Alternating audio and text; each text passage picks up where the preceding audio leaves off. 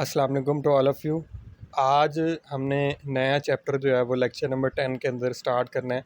Chapter number 11 homeostasis, उसका आज हमने सिर्फ़ और सिर्फ इंट्रोडक्शन पढ़ना है। तो सबसे पहले देखते हैं होम्योस्टेसिस का मतलब क्या होता है।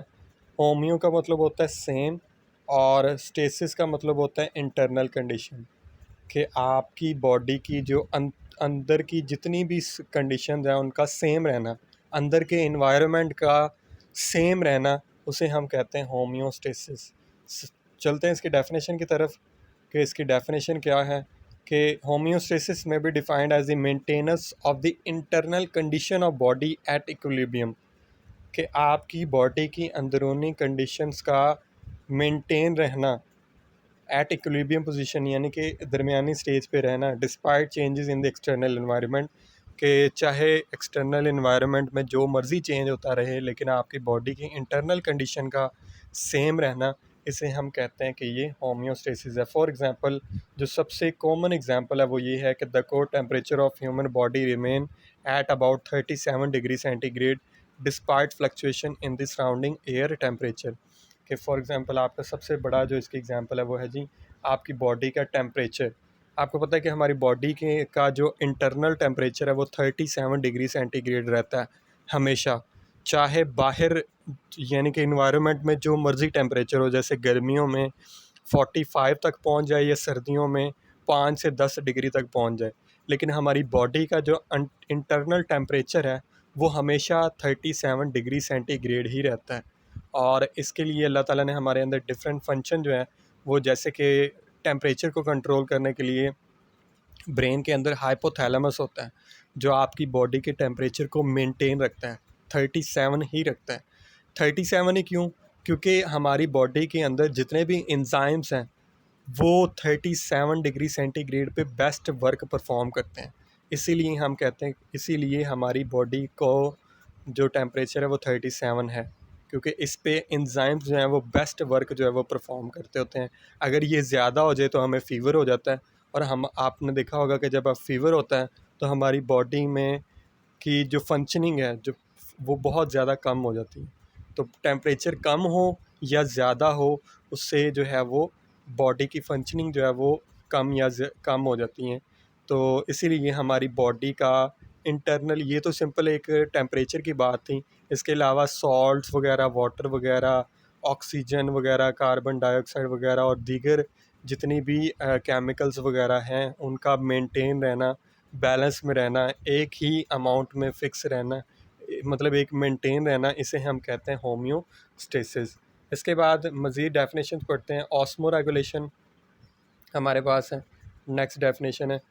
होम्योस्टेसिस का था ना कि सबसे तमाम के तमाम इंटरनल कंडीशन का सेम रहना, लेकिन ऑस्मो रेगुलेशन ख़ास तौर पे वाटर और सॉल्ट्स के लिए, कि the it is the maintenance of the amount of water and salts in body fluids, कि आपकी बॉडी के फ्लूइड्स के अंदर, यानी कि आपकी बॉडी के अंदर वाटर का और सॉल्ट्स का, पानी और नमकिया दोनों का मेंटेन रहना, इसे हम कहते हैं कि ये ऑस्मो रेगुलेशन है। We know that the relative amount of water and salts in our body fluid and inside cells controlled by the process of diffusion and effusion which are essential for the functioning of cells। और ये कैसे control करते हैं कि अगर body में कम या ज़्यादा हो जाए डिफ्यूजन या इफ्यूजन के ज़रिए। ये हमने लास्ट टाइम बायोलॉजी की 9th क्लास के अंदर चैप्टर नंबर 4 में डिफ्यूजन और ऑस्मोसिस का हमने पढ़ा था, कि अगर हायर कंसनट्रेशन से लोअर कंसनट्रेशन की तरफ मूव करे कोई भी वाटर या सॉल्ट्स वगैरह, तो उसे हम कहते हैं कि वो डिफ्यूजन है। और अगर लो कंसनट्रेशन से हाई कंसनट्रेशन की तरफ मूव करे तो उसे हम कहते हैं ऑस्मोसिस।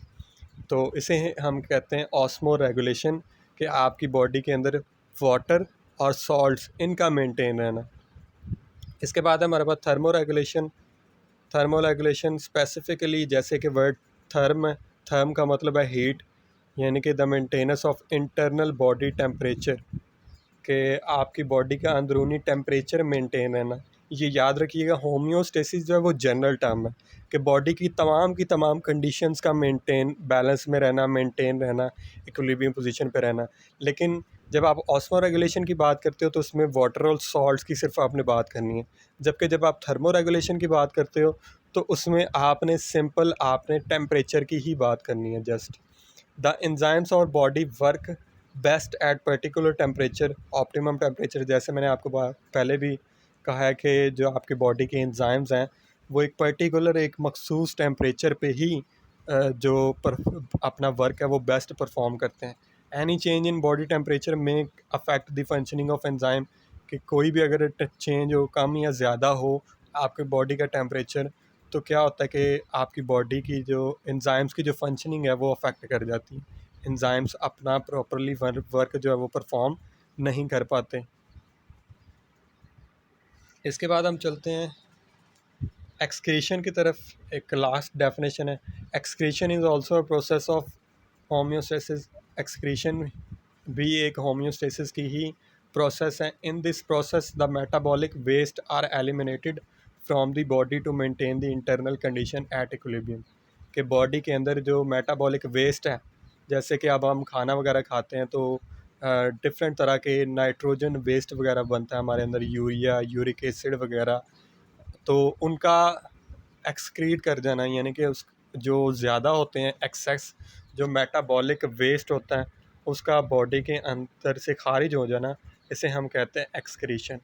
जैसे हमारी बॉडी में तो प्रॉपरली तौर पे एक्सक्रीटरी सिस्टम है, जो यूरिनरी सिस्टम हो गया या डाइजेस्टिव सिस्टम हो गया, उसके ज़रिए आपकी बॉडी से एक्सक्रीशन होती है, यानी कि जो भी वेस्ट मटेरियल हैं जो बॉडी के लिए ख़तरनाक है, डेंजरस हैं, उनको बॉडी से निकाल देना, इसे कहते हैं एक्सक्रीशन। मेटाबॉलिक वेस्ट क्या होता है जी? Metabolic waste means any material that is produced during body metabolism and that may harm the body. Metabolism, जितने भी केमिकल रिएक्शन हमारी बॉडी के अंदर हो रहे होते हैं उसे हम कहते हैं मेटाबॉलिज्म। तो मेटाबॉलिज्म वेस्ट क्या होगा कि जब भी हमारी बॉडी के अंदर रिएक्शन हो रहे होते हैं, यानी कि मेटाबॉलिज्म हो रहा होता है, उसके नतीजे में जो प्रोडक्ट्स बनती हैं, जो वेस्ट बनता है, उसे हम कहते हैं मेटाबॉलिक वेस्ट। तो ये हमारी आज का जो हमारा टॉपिक था इंट्रोडक्शन में, वो जस्ट हमने होम्योस्टेसिस की डेफिनेशन पढ़ी कि होम्योस्टेसिस क्या है। ये एक जनरल टर्म होती है जिसमें हम इंटरनल कंडीशन को मेंटेन रखते हैं, और इसके साथ साथ इसके आगे टाइप्स कह लो आप, कि 3 टाइप्स हैं। एक ऑस्मो रेगुलेशन जिसके अंदर वाटर और सॉल्ट्स का मेंटेन रहना, थर्मो रेगुलेशन बॉडी के टेम्परेचर का मेंटेन रहना, और एक्सक्रीशन के जितने भी वेस्ट मटेरियल हैं उनका बॉडी से एक्सक्रीट कर देना, खारिज कर देना, उसे हम कहते हैं एक्सक्रीशन, ताकि बॉडी की इंटरनल जो कंडीशन है वो सेम रह सकें, होम्योस्टेसिस के प्रोसेस से गुजर सकें। तो यही आज का हमारा टॉपिक था। So that's all about our today's lecture.